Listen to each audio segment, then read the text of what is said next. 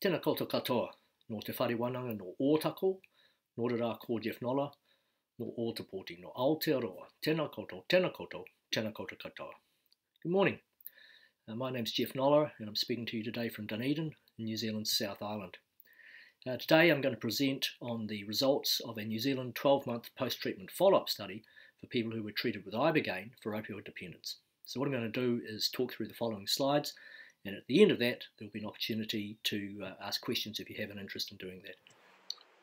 Okay, before commencing the presentation itself, I'd just like to make a few acknowledgements. First, to the organisers of the European Ibogaine Forum, Toby and your colleagues, thank you very much for the opportunity to be here today. I think you guys have done a fantastic job. It looks really good, and I'm sure the event's going to be fantastic.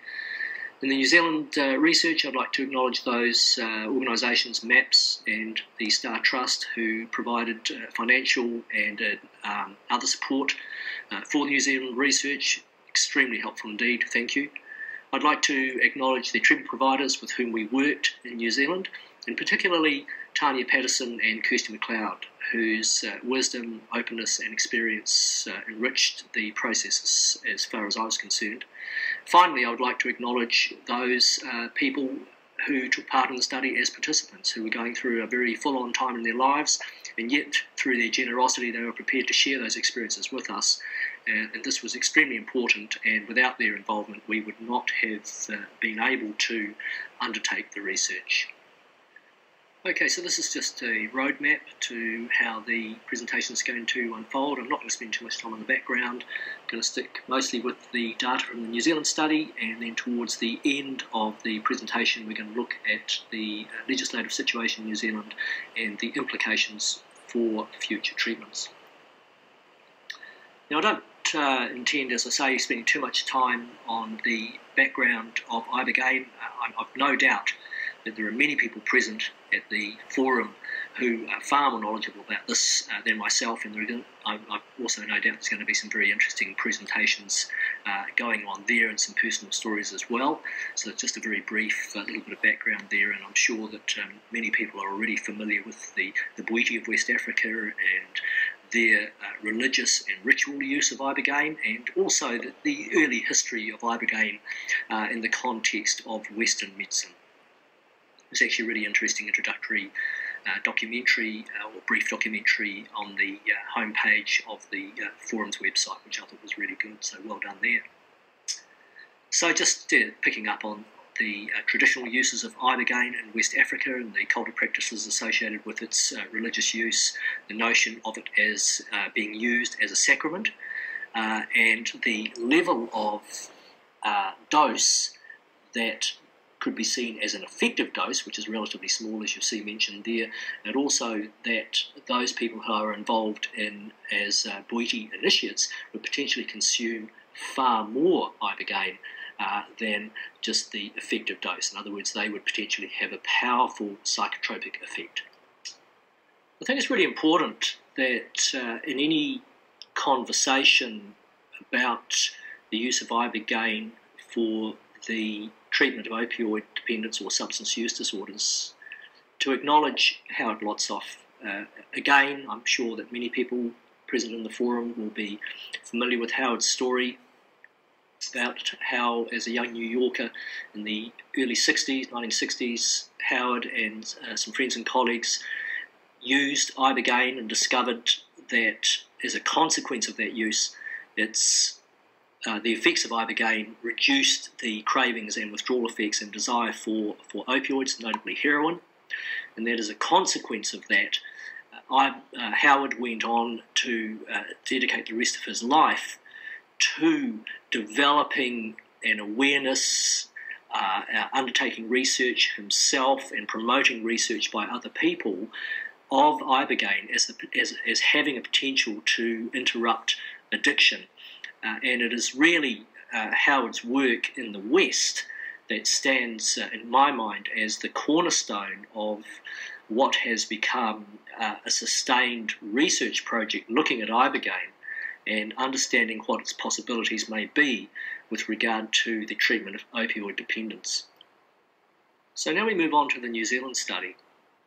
Now, as I mentioned at the outset, this is a 12-month observational follow-up study of Ibogaine treatments for people with opioid dependence, as you can see there. Prior to the study, Ibogaine in New Zealand had been used, and for example, treatment provider Tanya Patterson had been using Ibogaine to treat a few individuals. But effectively, Ibogaine was probably what you would refer to as flying under the radar. It didn't have any particular categorisation or legislative place in New Zealand. It was available on the internet, and a few treatments did occur. In 2009, New Zealand's medical control organisation, MedSafe, who was responsible for New Zealand medicines and availability of medicines in New Zealand, reviewed the literature around Ibogaine and decided that it's probable that it would be better to be put in some kind of controlled context as a medicine rather than have it banned, thereby allowing possibilities for it to be used for treatment rather than for those treatments to be occurring underground and for there maybe to be more risks associated with them. So as a consequence of that, Ibogaine in 2009 was gazetted as a non-approved medicine available in New Zealand through people's doctors. So a person can go to their general practitioner, they can express a desire to be treated with Ibogaine. As long as that general practitioner is prepared to treat them and support that treatment, then Ibogaine can be made available and that treatment can occur. As a consequence of this change of legislation, some funding became available through the Multidisciplinary Association for Psychedelic Studies, which is MAPS, and subsequently through Matt and Christy Bowden's Family Trust and then the Star Trust. And so then we had ourselves a research project. We used the pre-existing protocol from the Mexican study that at that time was being organised by Tom Kingsley Brown. So we already had ourselves a project, we had some funding for it, and we actually had a protocol that was already being undertaken by another study. So you can see here the study objectives and the outcome measures. And this was, as I say, based on the Mexican study. So the primary objective was to determine the effectiveness of Ibogaine-assisted therapy in eliminating or reducing opioid usage, craving and withdrawal, and improving other aspects of life. And the primary outcome measure was the Addiction Severity Index, which is a clinical interview around about perhaps 40 or 50 minutes, depending on how a person speaks with the person concerned. It looks at 7 life areas, and in our case we applied this on multiple occasions over a period of 12 months post-treatment. There were also a number of secondary measures, the SOWS, or Subjective Opioid Withdrawal Scale, the States of Consciousness Questionnaire, which I'm not going to look at in this particular presentation, and the last one, the BDI, the Beck Depression Inventory, which examines, as the name suggests, the mood of the people involved. And again, this was applied over a number of occasions post-treatment, over 12 months. We also asked the people who were being treated about their experiences of being treated, and there were a number of random drug screens to confirm the status of people in terms of what they were reporting to us as the project went on. This slide provides information about the interview schedule from the study's protocol. You can see there on the left-hand side that there were 14 interviews. The first 2 of these were baseline and immediately post-treatment. That's within a day or so post-treatment, or as close as we could get to that. The subsequent 12 interviews, that's from numbers 3 through to 14, involved either clinical interviews where the ASI and the BDI were used, as in the cases of interviews 3, 5, 8, 11 and 14, or where the SOWS were used as a subjective opioid withdrawal scale there in interviews or visits 1 and 2. We also had 3 drug screens. You can see those there in the second to last column on the right there, interviews 8, 11 and 14, and those corroborated or provided us with an objective measure of drug taking and drug use by the participants to compare with the reports, the self-reporting that they were giving us. At times, we didn't get all of the drug screen data from all of the people all the time, but we got enough to make it worthwhile to be able to support what people were saying. The far right column there under talk indicates that when we weren't doing clinical interviews with people, we would have a brief conversation with them. Now, this could happen by phone, by Skype, or face-to-face if people were in the city where, as the researcher, where I was doing most of the research. So this is the means by which we collected the information that we then used to report on in our study. This slide here, as you can see, basically reports on the demographics and related information that was associated with the treatment of the people concerned. And you can see the numbers of people there on the left-hand side. There were 14 people in the study. Their age is there. 50% of them were female. In the fourth column from the left, we have their weight, which of course is very important if we're thinking about dosage. In the middle column, as you can see, we have the drug that they were being treated for.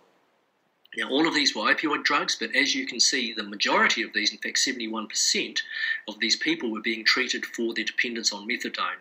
Now, this is an unusual situation. I'm going to talk more about this when I start talking a little bit about the uniqueness of New Zealand. And this is what I refer to as the drug use landscape. And so methadone is a drug that's quite prominent in New Zealand for certain reasons.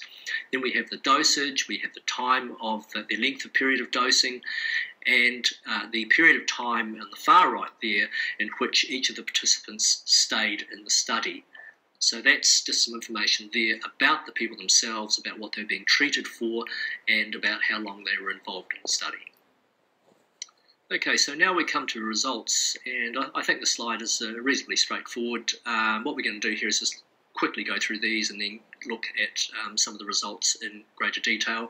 So we had full ASI data for 8 subjects over a period of time, and you can see that the drug use composite scores significantly reduced over that period. Similarly, with the Beck depression inventory scores for measuring, as the name suggests, depression, and we had data for all of the subjects who were in the study over that period of time, the 12 months, that's 11 people up to 12 months. Again, a significant reduction. We had data for all of the people who were initially enrolled in the study, that's all 14, for the subjective opioid withdrawal scale, which relates to people's experience of withdrawals and cravings. So they were very good data. It is important to note there that one patient enrolled in the study died during treatment, and I'm going to return to this tragic and very unfortunate event later in the presentation.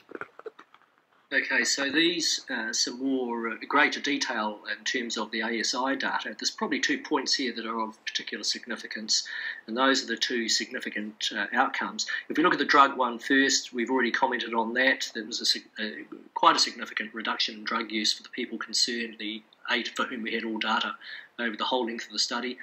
Most of the other areas trended down as well between baseline and 12 months, as you can see there. One that was interesting was the medical statistic, where in actual fact people tended to report more medical problems as time went on. And what we realised was happening here was that because people had withdrawn and detoxed and stopped using opioids, or had reduced their opioid use, they were then, the perhaps pain of injury and also events that occurred during their lives in the long time that they'd been on opioid drugs, that was now not being masked, and so they started to report more in terms of their experiences. And this is an example, I suppose, of an unintended consequence of going off opioids and discovering, oh, hey, I'm starting to feel this pain and I hadn't realised I was feeling it before. Okay, so this is a slide that just provides data on cravings and withdrawals, and you can see there's 2 sets of data. The first set of data is out to 24 hours, and that includes all 14 participants in the study, and you can see that there was a significant reduction in cravings and withdrawals over that period. There was a smaller number of people in the study, 6 people in fact, for whom we had data between 42 and 84 hours. And while there is a reduction in the experience of cravings and withdrawals, or the severity of these that these people experienced, it did not reach statistical significance. The data on withdrawals can also be represented graphically, and you can see it in this slide here, with the blue bars representing pre-treatment experience of withdrawal, immediate pre-treatment, and the red bars representing post-treatment withdrawals. And generally, the red bars indicating that withdrawals were reduced post-treatment. An obvious exception is the participant that was numbered 17 in the original numbering of the participants. Now, that person, interestingly enough, even though they were being treated for opioid dependence, they also were a very heavy user of BZP, and it is our thought that perhaps one of the reasons that this person experienced high withdrawals post-treatment was because there was something happening there in relation to BZP that was not being effectively dealt with by the Ibogaine. In this slide, we can see data from the Beck Depression Inventory, again over the 12-month period, broken down into the 5 or 6 periods that we took these data measurements from. And it's clear if we look at the right-hand column, we can see the values there, and we can see the reduction in the scores as that time went on. And we have data here for ultimately, I think, for 11 people who were in the study at the end of 12 months, and it's clear that as they went on, their moods elevated, or in other words, their BDI scores reduced, and so the lower the score, the better the mood. And we can look at this in some other representations as well over the next couple of slides. This is one for the people that we believed we had enough information to say they had not relapsed over the 12-month period that we followed them post-treatment. You'll notice at the period of 9 months, there are 2 people there who peak up again.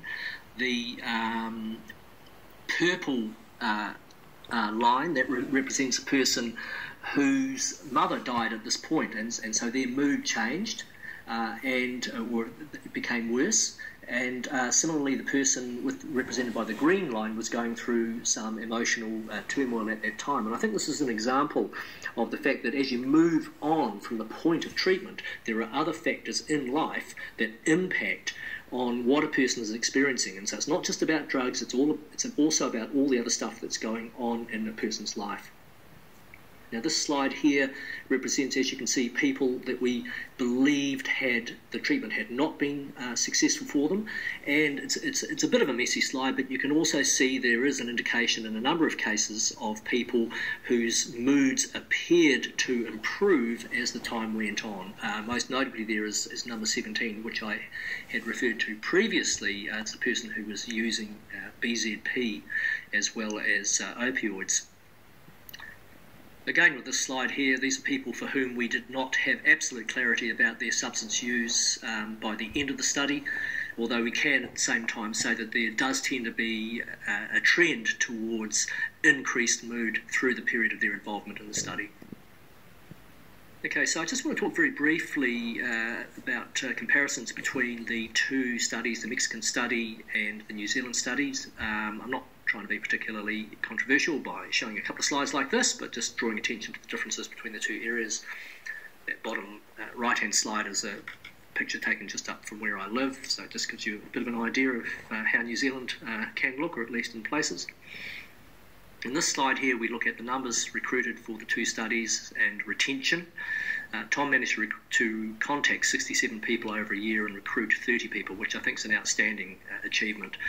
Smaller numbers, 20 and 15 respectively, contacted and recruited by the New Zealand study. One of the interesting figures here, I think, is the loss to follow-up figure, and the protocol and both the studies said if we lost people during the follow-up process, if we couldn't get hold of them after multiple attempts to contact them, then we assumed that they had relapsed. And so there's a point perhaps of difference here between the 2 studies for these particular figures. I think one of the significant differences between the 2 studies is what were the drugs that people were taking, and maybe how were they being treated for those, how were they responding to those treatments. And in the New Zealand study, you can see, as I've suggested previously, the largest proportion of them, in fact, were using methadone. And as you can see, there were no people who reported using methadone as their primary drug of dependence in the Mexican study. Similarly, in the New Zealand study, there was only a very small proportion. There were none who were using heroin.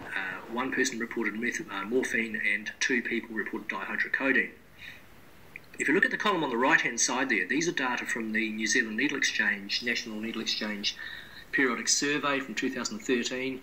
Again, almost 60% of people reporting injecting methadone in the previous month, 50% morphine, and a very small number, 14%, reporting injecting heroin. So this just underscores the difference in terms of the drug use landscape between the participants in the 2 studies.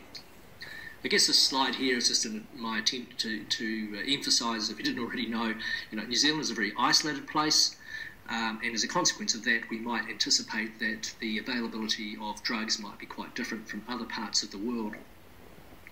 Similarly, also, I think it's important to acknowledge that in a place that's perhaps isolated geographically from other areas, maybe we also have a different attitude or some different ideas about how to engage with the issue or phenomenon of opioid dependence. And what we're seeing here, as I've suggested previously, is that in New Zealand, Ibogaine is available on prescription as a consequence of that legislative change in 2009. What are the implications of that? Well, I think this is, my take on this would be that if you have the legal availability of, in this case, Ibogaine, what you do is you have an opportunity to put a multidisciplinary treatment team around the person who has identified that they want to be treated with Ibogaine. And this flow chart here is just an attempt by me to describe how this process might work. The client identifies that they have a problem, they talk to a treatment provider, those two then in turn go to a general practitioner or a doctor, treatment is arranged, and there's a possibility to then import Ibogaine appropriately, so it's appropriate quality, and that also treatment incorporating various health professionals is applied to the situation. Now, if there's a possibility of aftercare, that's always a problem, whether it's in New Zealand or anywhere else, but again, when you have an opportunity to treat people in a legal environment, you can build those bridges. And my thought would be that generally there is a possibility that if you have best practice, in other words, a legal environment, and I'm sure that Bruno Rasmussen from Brazil will be able to talk about this as well, but if you have a legal process, then you can put that legal process around a person, and as a consequence you can get best practice outcomes. For that reason, I would suggest that Ibogaine treatment outcomes are not simply determined solely by Ibogaine and by client motivation, but rather they have the potential to reflect the context and style of treatment. And I think that's a very important factor that we have to consider. Okay, so very close to the end of this presentation, and I just want to come back to the death and treatment that I referred to in an earlier slide. And I think the point here is that if we're thinking about the viability of Ibogaine, I think it's reasonable to suggest that there is evidence supporting its efficacy. But the bottom line here that we are coming to appreciate is that there are certain risks associated with treating people with Ibogaine. Now, Ken Alper, who I understand is at the conference, has done some very important work tracking fatalities and looking for explanations for these. And this is something that, of course, many treatment providers all around the world are aware of. My colleague from Dunedin, Paul Glue, who's going to be speaking next, is going to talk in greater detail about these two issues that I've mentioned in the next 2 points on this slide here. And Paul has done some very important work that has identified mechanisms which might explain not only the activity, the pharmacokinetics and pharmacodynamics of Ibogaine, but also provide us with reasons why we need to be careful and cautious and concerned about treating people. And similarly, if we're thinking about what kind of dosages, whether we might want to change the doses that we have traditionally used in terms of a big flood dose and a shorter period of dosing as opposed to a lower dosing over a longer period of time. But I'll leave Paul to talk about that. He's got some very interesting information to report, and his work is extremely important in the modern context as far as I'm concerned. Geoff, who I believe is also going to be at the conference or at the forum, has got a fantastic presentation on YouTube, which I encourage people to see if you haven't seen it. And it's very evident there. You can see what he's emphasising, and I would absolutely agree. It's patient selection, patient selection, patient selection. You have got to select and assess these people. You cannot just say, oh, someone wants to be treated with Ibogaine, hey, okay, let's go ahead and do it. And of course, the terribly unfortunate event that occurred in New Zealand is an example of this, where the person arrived for treatment, they were heavily drug affected, and I actually arrived on the same plane in the same small town as they did. Then there's a decision to treat. Now, does one treat a person who's in that situation? And this is a very important thing. If I think about the other treatment providers I work with, Tanya Patterson and Kirsty McLeod, I know that they would not have treated this person. And it's very important to be very clear what the boundaries are when we're thinking about these kinds of issues. If we think about this event in New Zealand, this terrible event, the treatment provider concerned was adjudged to be in breach of his duty of care. Now, that person was a qualified physician, by all accounts, a well-respected emergency doctor, but he didn't necessarily have a background in the addictions.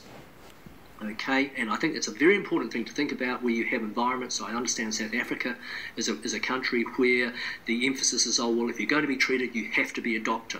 Well, it's not just about being a doctor or having a medical degree. It's actually about having experience in treating these kinds of patients, and that's terribly important. And having a medical degree doesn't necessarily confer experience.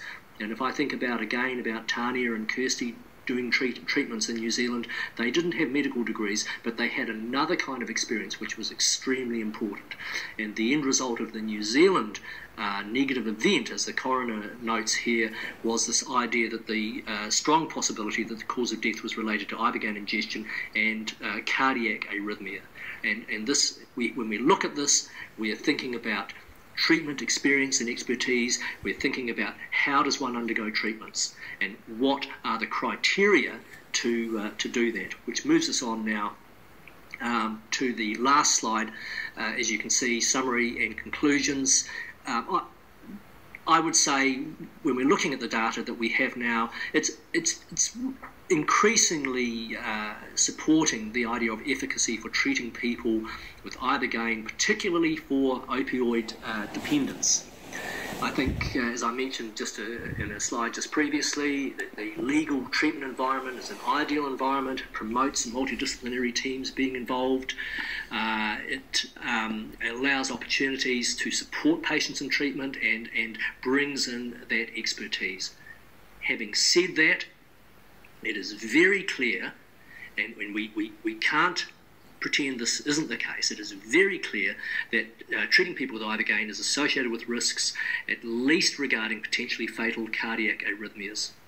Okay, this is in part associated with dose, and Paul's going to talk more about this, and also about the ability of the human body to convert Ibogaine into noribogaine, and whether if one can't do that, as the case with this enzyme CYP2D6, then you have an accumulation of dosage which increases the likelihood that people might be exposed to a negative event.